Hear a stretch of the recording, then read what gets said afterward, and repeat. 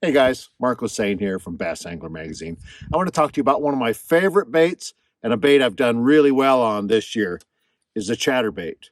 I'm going to start at the end and work all the way to the rod, show you how I use it, and then we're going to get up and I'm going to make a couple casts and show you how my cast and retrieve works with this bait. Hopefully you'll have a little success like I did with it this year. So start off on the back. I like a Yamamoto Seiko trailer, and I like the one without the paddle tail. I like the straight tail because I feel like the chatterbait, when it goes through the water displacement, I don't want it to hit that tail and move that tail. I want this little straight fish type tail on the end. Okay, this is a Z-Man jackhammer chatterbait. Great chatterbait, really works well through the water. Okay, the line, I'm using 17-pound Seagar fluorocarbon line. I like fluorocarbon so it goes under the water, has less stretch, and if it does hit something in the water, it's a little more abrasion resistance on the fluorocarbon line.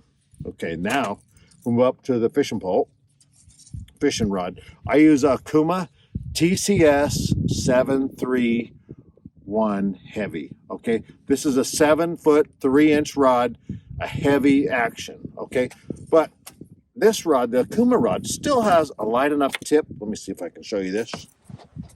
Still has a light enough tip, okay, where I can throw this bait accurately. Works good for a 1/2 ounce bait. Okay, and then we go to the reel. I'm throwing a Kuma Helios 7-3-1 reel. So this is my setup.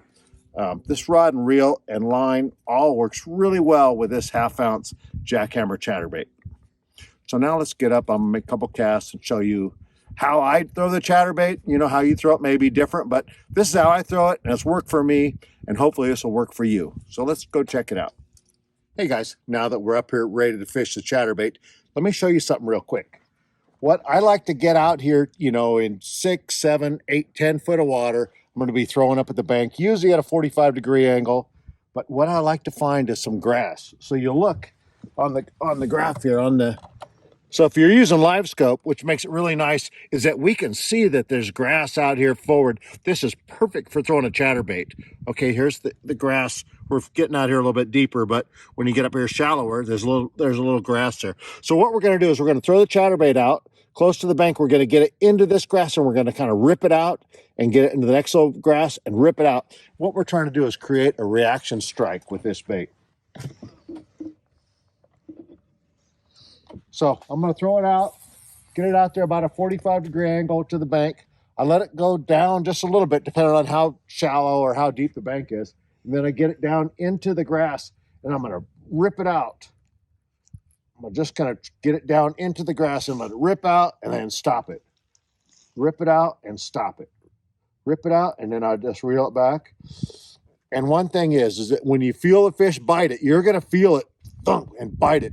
So wait till the fish loads up a little bit, because like a spinnerbait, a lot of times if you jerk right when that fish bites, you're going to pull the bait away from the fish. So you want to feel that fish, suck it in, get a little bit of pressure on it. When you get a little pressure, then stick the wood to them, reel them in, get a 17-pound line, flip that guy in the boat, and there you go. So that's some tips on how I fish a chatterbait.